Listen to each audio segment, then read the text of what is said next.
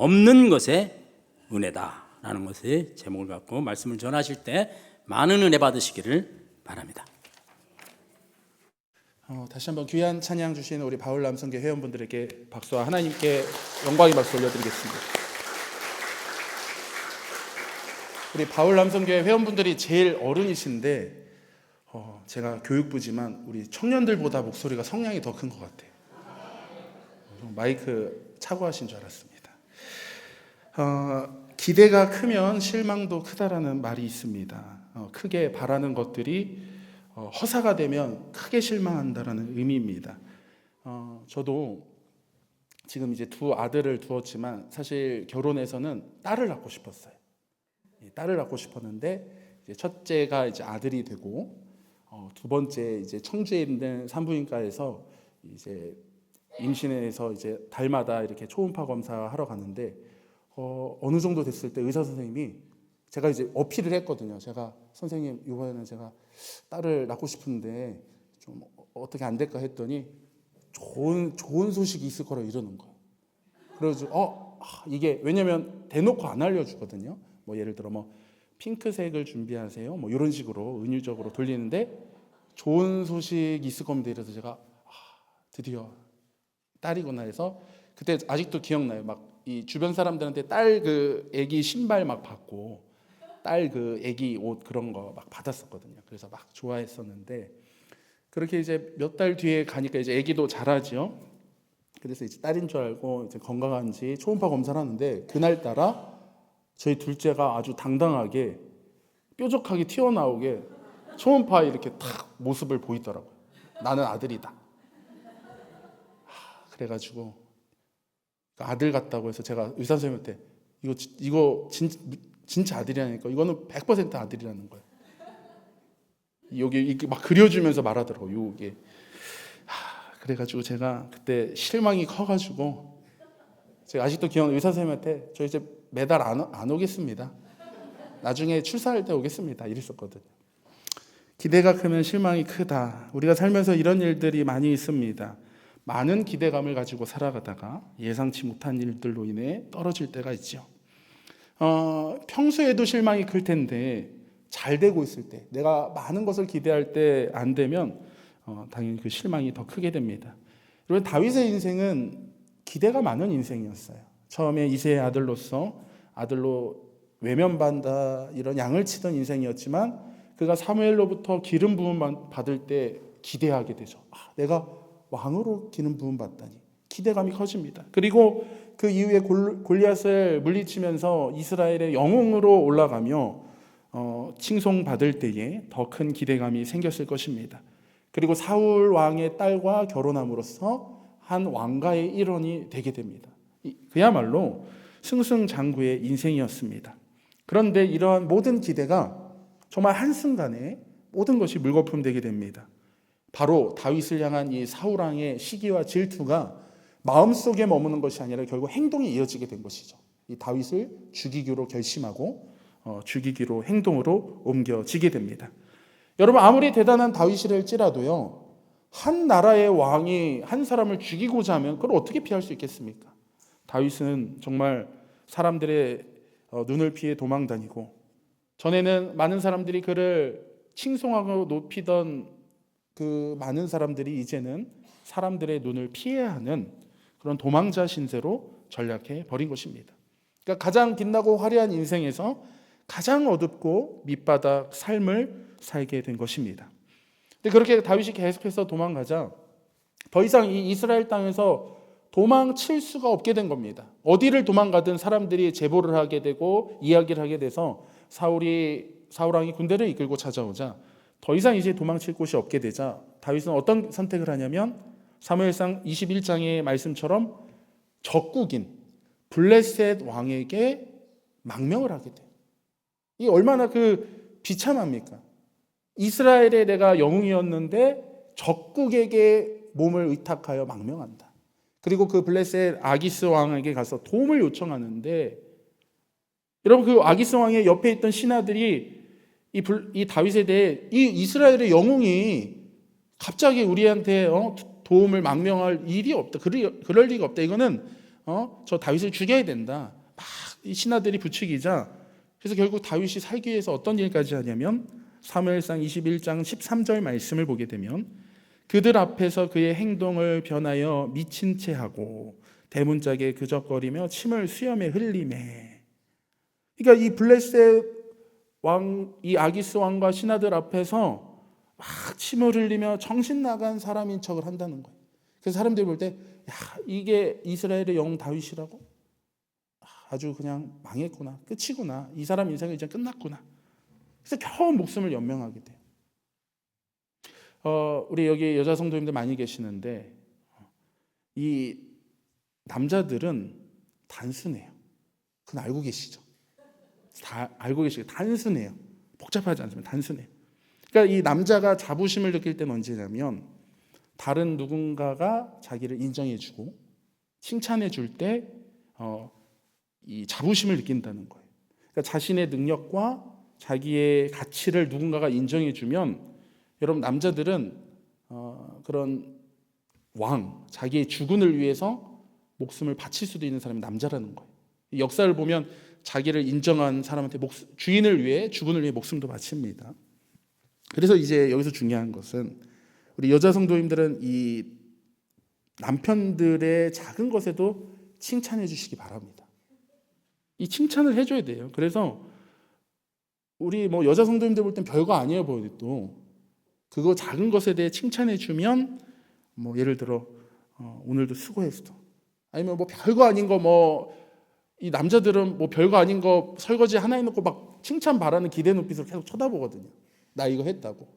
뭐 조그만 거 뭐 하고서. 그러면 그거 알면서도 일부러 안 하지 마시고 칭찬해 주시면 남자들은 굉장히 기뻐한다는 거예요. 어깨가 올라간다는 말이죠. 그래서 제가 예전부터 늘 말하던 것이 이런 말이 있잖아요. 칭찬은 고래를 춤추게 한다. 근데 그 고래는 수컷이다. 남자이기 때문에 춤춘다. 남자이기 때문에 수컷이. 여러분 만약에 고래가 암컷이었으면 칭찬만으로는 춤추게 하기 어렵죠. 다른 뭔가를 줘야 되는데 단순한 남자는 자기를 인정해 줄 때 기뻐하는 거예요. 자, 남자는 자부심을 느낍니다. 누군가에게 인정받을 때. 근데 이 말은 반대로 말하자면 어떻게 되냐면 남자가 가진 자기의 명예와 자부심이 땅에 떨어지면 목숨을 끊을 만큼 비참해진다는 거예요. 그래서 우리 가끔 뉴스에 보면 높은 고위 관직자들 혹은 높은 많은 걸 가진 연예인들이 어떤 뭐 명예와 그런 잘못된 일 드러났을 때 극단적인 선택하는 거 볼 때 어떤 사람들은 이런 말도 할 거예요. 그렇다고 목숨을 끊으면 어떡하냐. 그거 참고 욕먹더라도 살아야지. 근데 남자는요, 이런 명예나 자기의 그 가치가 땅에 떨어지면 그것은 목숨을 잃을 만큼 아주 굴욕적으로 치욕스럽게 여긴다는 거예요. 그러니까 지금 다윗이요, 자기 목숨 살려고 적국인 블레셋 왕 앞에서 그 신하들 앞에서 막 침 흘린 척하고 미친 척해서 목숨을 연명했다. 이제 어떤 사람들이 볼 때는 야 그래도 목숨 살았으니까 다행이네, 잘 됐네, 그래도 다행이다 이렇게 말할 수 있지만 다윗 입장에서는 아니라는 거예요. 너무나도 치욕스러운 거예요. 이 아주 인생에서 가장 치욕스럽고 굴욕적인 자기의 그 자부심과 그 명예, 자기가 이룬 모든 것들이 땅바닥에 다 떨어지는 그런 가장 비참한 상황일 것이라는 것입니다. 그래서 다윗 입장에서는 내가 이렇게까지 해서 살아야 되나?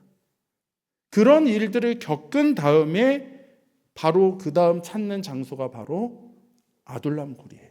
그게 바로 오늘 이 아둘람 굴 속에서의 말씀이 바로 오늘 시편 142편 말씀입니다. 다윗은 화려한 궁궐의 삶을 기대했습니다. 펼쳐진 꽃길 속에서 왕의 사위로서 이스라엘의 영웅으로서 화려한 삶을 기대하며 꿈꾸며 살아갔지만 하나님께서는 그를 아둘람 굴로 인도하신 거예요. 그리고 그 굴 속에서 사무엘상 22장 1절부터 2절 말씀 보게 되면 그러므로 다윗이 그곳을 떠나 그곳이 바로 그겁니다. 미친 척해서 살아남은 거예요. 아둘람 굴로 도망하매 그의 형제와 아버지의 온 집이 듣고 그리로 내려가서 그에게 이르렀고 환난당한 모든 자와 빚진 모든 자와 마음이 원통한 자가 다 그에게로 모였고 그는 그들의 우두머리가 되었는데 그와 함께한 자가 400명 가량이었더라.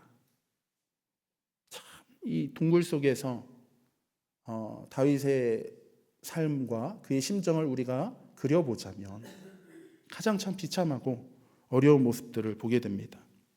근데 그 소식을 통해 많은 주변의 사람들이 모여드는데 400명 가량의 사람들이 모여드는데 이 다윗도 나름 골리앗도 물리쳤던 이름 있는 명망 있는 장군인데 그 사람들 모여드는 사람들 하나하나씩 보니까 환난당한 모든 자, 빚진 모든 자, 마음이 원통한 자라는 거예요. 그러니까 한마디로 다 이 마음에 상처 입은 자들만 모였다는 거예요.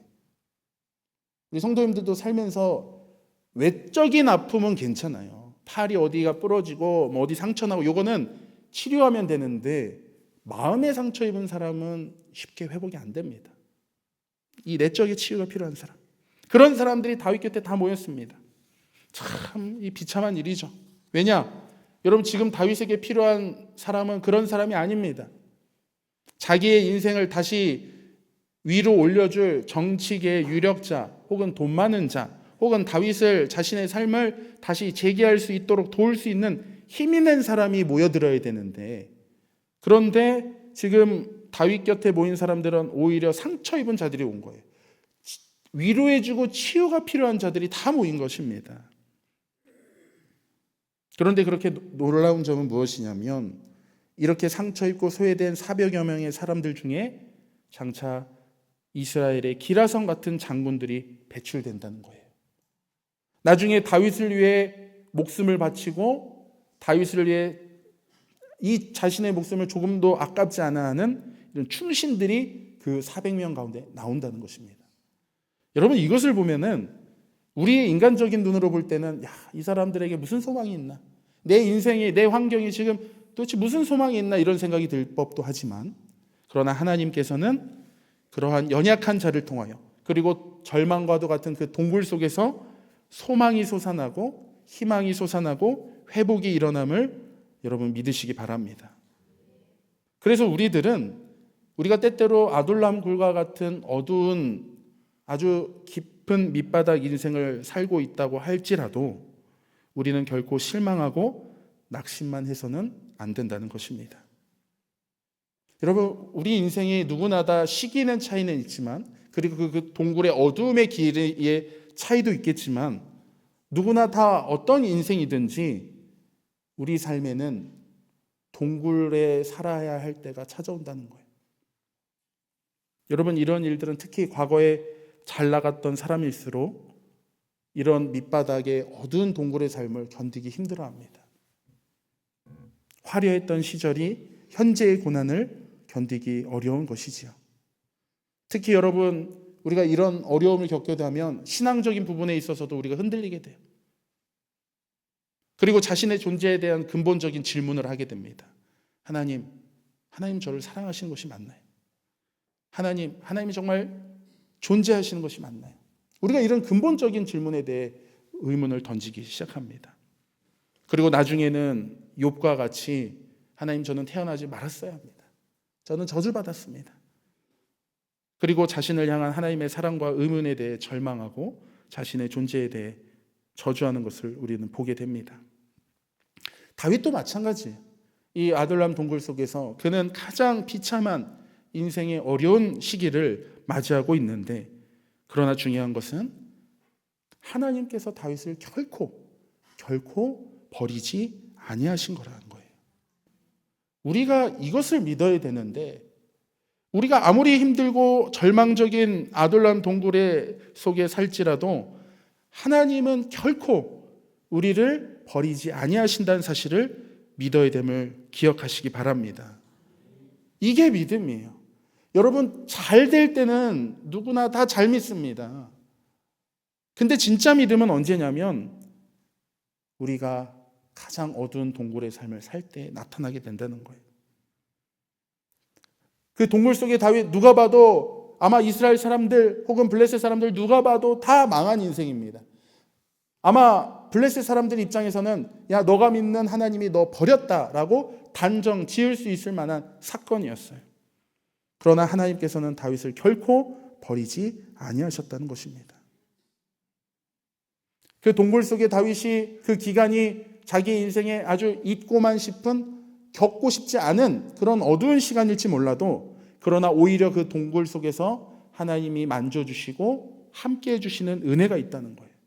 그리고 그를 통해 회복시켜주시고 높여주시는 하나님의 크고 놀라운 뜻이 있음을 우리는 알아야 합니다. 여러분, 성경에 나오는 많은 인물들, 믿음의 선조들, 다윗과 같은 동굴을 경험한 많은 사람들이 있어요.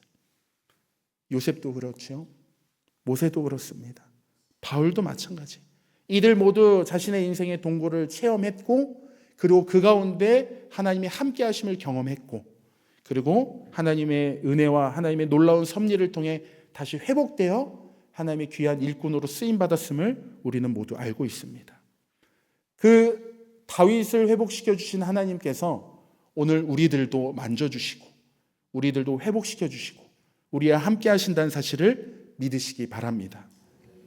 여러분, 그렇다면 우리는 어떻게 동굴 속에서 하나님께 새 힘을 얻을 것인가? 그냥 나는 동굴에 가만히 앉아 있으면 되는 것일까? 나는 그저 그 어두운 나의 고난과 절망적인 상황 속에 그냥 가만히 있으면 하나님이 알아서 해주는 것일까? 다윗의 모습을 통해 우리는 그 정답을, 해답을 알아야 합니다. 먼저는 하나님 앞에 우리가 솔직해져야 된다는 거예요.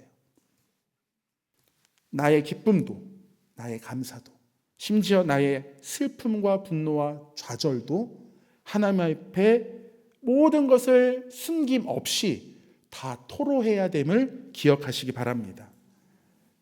사람과 사람 사이는 격식을 차립니다. 예의가 필요해요.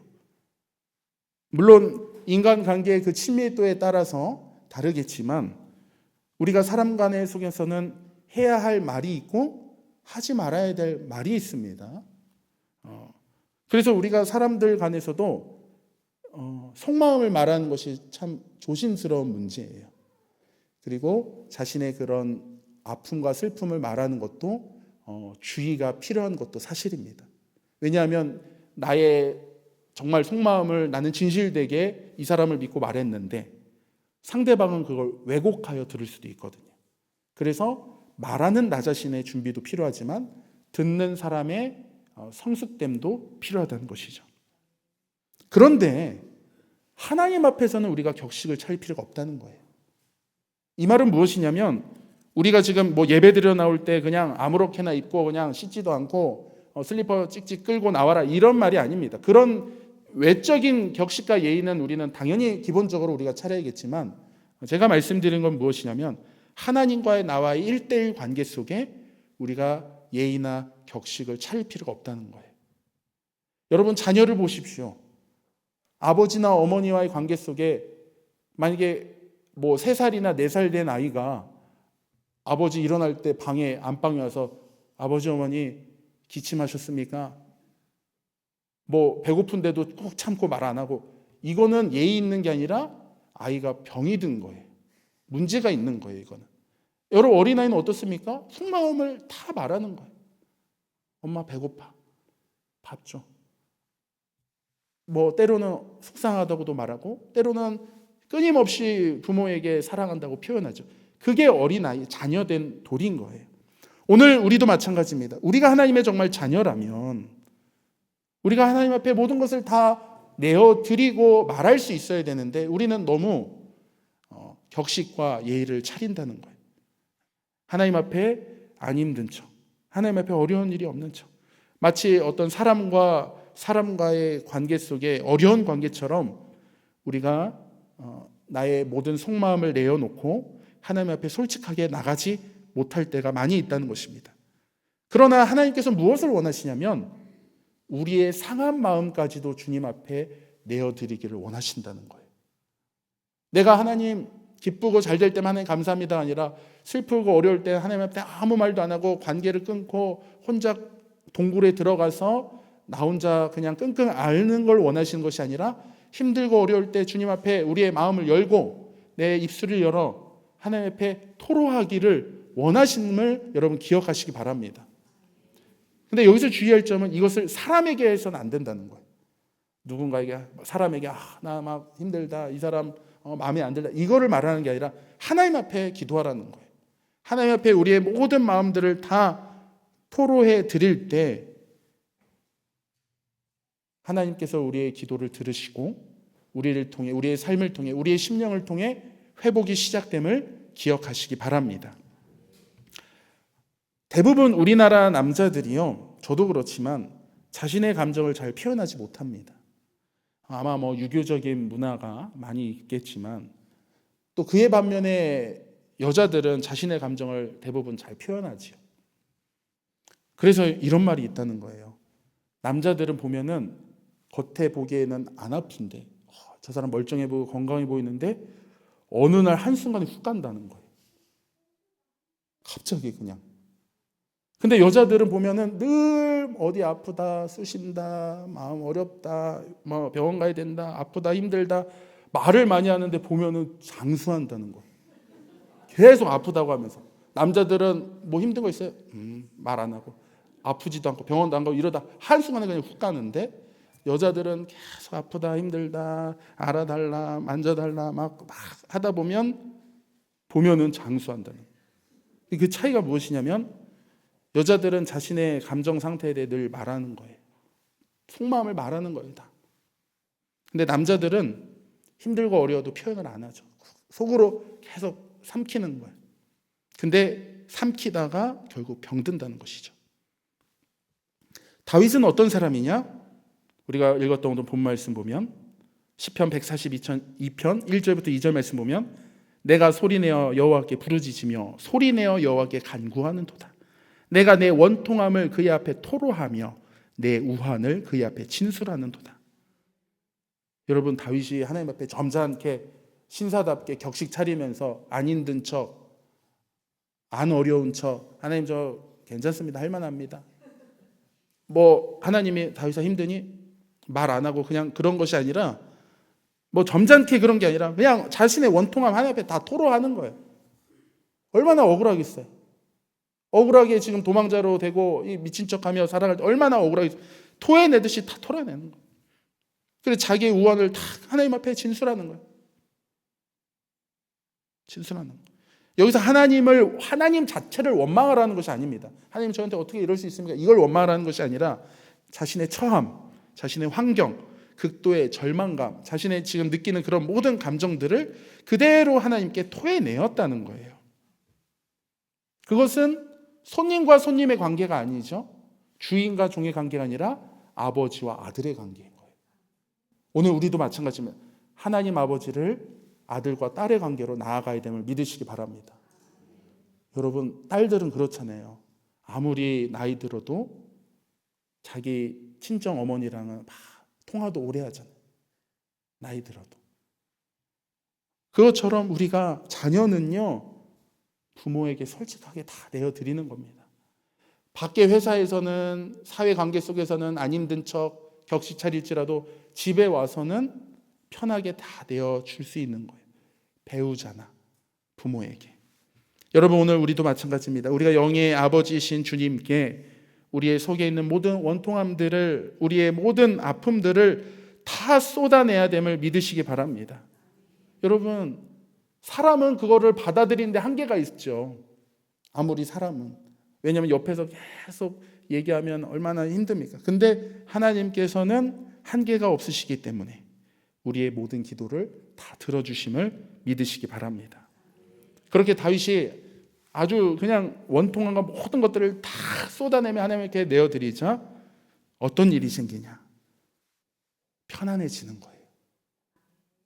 우리 성도님들 이렇게 급체하거나 속이 안 좋을 때 극약 처방으로 토를 하시면 그 할 때 당시는 아주 기분이 안 좋지만 속은 편안하잖아요. 편안하잖아요. 여러분 142편 4절 말씀 보니까 시편 오른쪽을 살펴보소서 나를 아는 이도 없고 나의 피난처도 없고 내 영혼을 돌본 이도 없나이다. 주님 앞에 그냥 한마디로 다윗이 막 주여 부르짖으면서 막 눈물 흘리면서 자신의 원통함과 우환 다 토로하고 기도하니까 다 쏟아내고 나니까 그 동굴 속에 돌아보니까 나를 아는 이도 없는 거예요. 나의 피난처도 없는 거예요. 나의 영혼을 돌본 이도 없는 것입니다.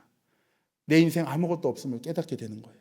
나를 높여주는 사람들도, 칭송하던 사람들도, 내가 가진 왕의 사이라는 타이틀도, 이스라엘의 영웅이라는 타이틀도 다 없어진 거예요. 다 없고, 친구도 없고, 모든 사람이 없고, 돈도 없고, 건강도 없고, 지식도 없고, 아무것도 없으니까 그 없음을 경험하고 나니까 비로소 무엇을 체험하냐? 시편 142편 5절 말씀. 여호와여, 내가 주께 부르짖어 말하기를 주는 나의 피난처시요 살아있는 사람들의 땅에서 나의 분깃이시라 하였나이다. 이게 무엇이냐면, 다 토해나니까 아무것도 없는데 오직 한 가지만 남았는데 주님밖에 없습니다. 주님밖에 없습니다. 돈과 명예와 건강과 내 무력과 나의 힘이, 지식이 나를 만들고 나를 존재하게 하는 줄 알았는데 고난과 어려움이 오니까 다 사라졌다는 거예요. 오직 누구만이?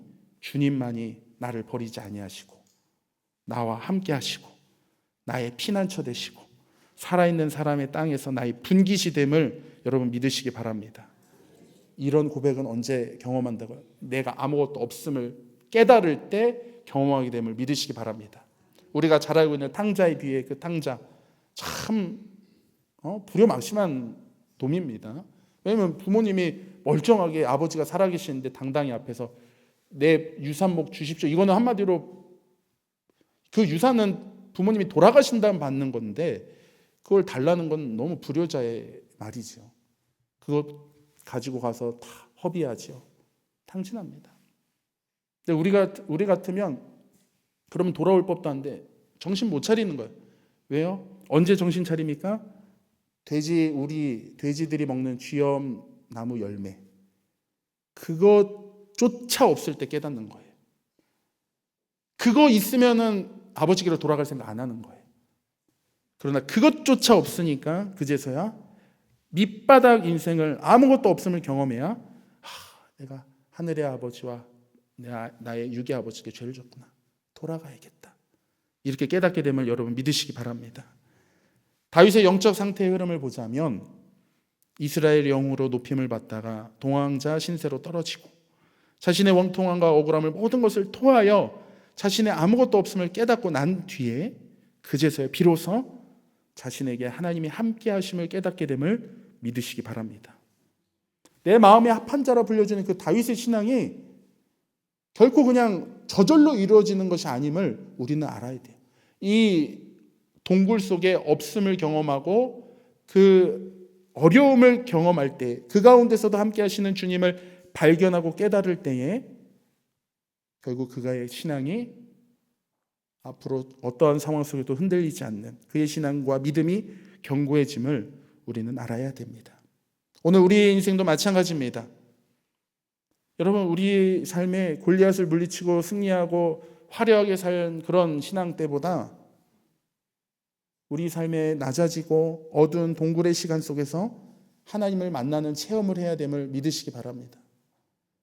여러분, 우리 삶에 어려움이 찾아왔다고 해서 그게 그냥 내 기억 속에 그때 참 힘든 시기, 잊고만 싶은 시기, 빨리 벗어나고 싶은 시기, 이것이 아니라 우리는 그 어두운 동굴의 시간 속에서도 하나님의 뜻이 무엇인지, 하나님이 나를 통해 이루고자 하는 것이 무엇인지, 하나님의 도우심과 하나님의 은혜를 발견해야 됨을 믿으시기 바랍니다.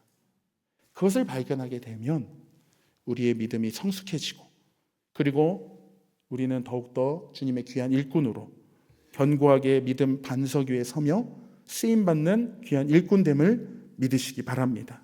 우리 사랑하는 성도 여러분 모두가 오늘 우리가 사람마다 다르겠지만 개개인마다 크고 작은 어려움이 있을 텐데 그것에 대해 우리가 그저 원망만 하고 혹은 하나님께 기도조차 안 하는 그런 관계가 아니라 우리가 우리의 모든 삶의 문제를 주님께 내어드리고 나의 모든 감정도 나의 모든 환경도 주님 앞에 주님의 이름을 부르며 나갈 때 주님께서 우리를 통해 만져주시고 회복시켜주시고 다시 세워주시는 그런 놀라운 은혜가 우리 사랑하는 성도 여러분 삶 가운데 있기를 주님의 이름으로 간절히 축원합니다.